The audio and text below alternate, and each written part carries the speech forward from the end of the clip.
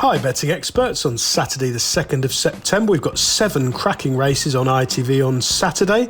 The best of the action from Sandown, Beverley, their big meeting of the year, and the good listed race from Chester. The ground on the faster side, drying out all the time across the country. The weather forecast looks set fair. We start off with our betting expert Daily Nap, sponsored by Bet365. Goes in the 225 at Sandown. The Atlanta Stakes, a Group 3 just for fillies and mares, over a mile, and I think everything's in place here for Heredia to follow up her impressive win at Haydock last time out. Now, she'd been running well all summer in warm company until getting it right last time under an inspired ride from Sean Lavey. If you watch the race back, she could be named the winner at halfway, but she had to wait a furlong or so to get any daylight. When she saw it, she quickened straight through and won really impressively. This is probably a slight step up in class, but she's going to get a strong gallop, decent ground's ideal. Livy's up again.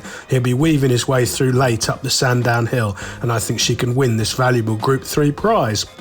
Our betting expert value angle selection, sponsored by Bet365, goes in the 150 at Sandown. This is a handicap class 3 for 3-year-olds and upwards, over 7 furlongs, and I think Bedorgan should now be fully fit to do himself justice with the booking of Ryan Moore, a real plus to his chance. Now, Charlie Hill's had a really good summer, plenty of high-profile winners, and basically this one's been running himself fit from a falling mark. He's had 4 runs since returning from a 7-month break. I thought he shaped really well from the front at Haydock last time out, harried on a strong pace and just wilting inside the final 100 yards or so. I like front runners over 7 furlongs at Sandown. More, hopefully, gun him from the stalls, get that far rail and keep pulling it out up the hill.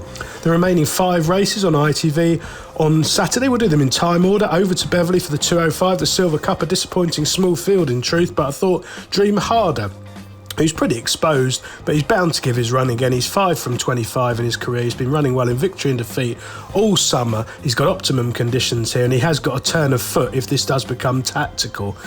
Staying at Beverley, the 240, the Beverley Bullet, a sprint over 5 furlongs, a listed contest. Well, Apollo 1 might be a fair price here because people are going to have him pegged as a handicapper, but I've said before, if they're running well in these top Saturday handicaps, I think the form's actually stronger than some of these listed or even Group 3 races, and Apollo 1 comes here on the back of a fantastic 2nd of 27 in the Stewards Cup last time out. He has been finishing 2nd more than Oliver Twist lately, but he has been running really well in these heritage contests. He's got Graham Lee taking over in the saddle this afternoon. I think the stiff finish at Beverley will suit him, and hopefully he can swoop late. Over to Sandown for their 3 o'clock, a handicap over a mile 2. A Lord Protector comes from a yard. Rafe Beckett can do absolutely nothing wrong. He's having winner after winner, day after day over the last couple of months, really.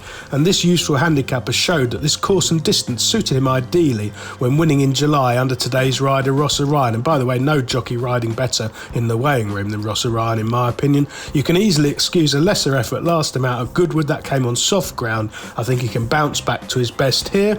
Over to Chester for the 320, a listed contest over the stamina sapping 1 mile 6.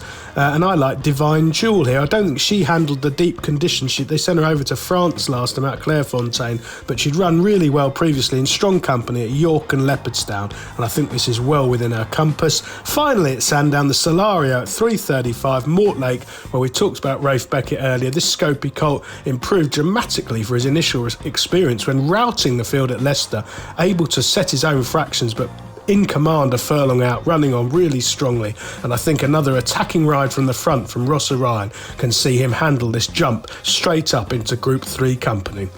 Best of luck with all 7 ITV races on Saturday, betting experts.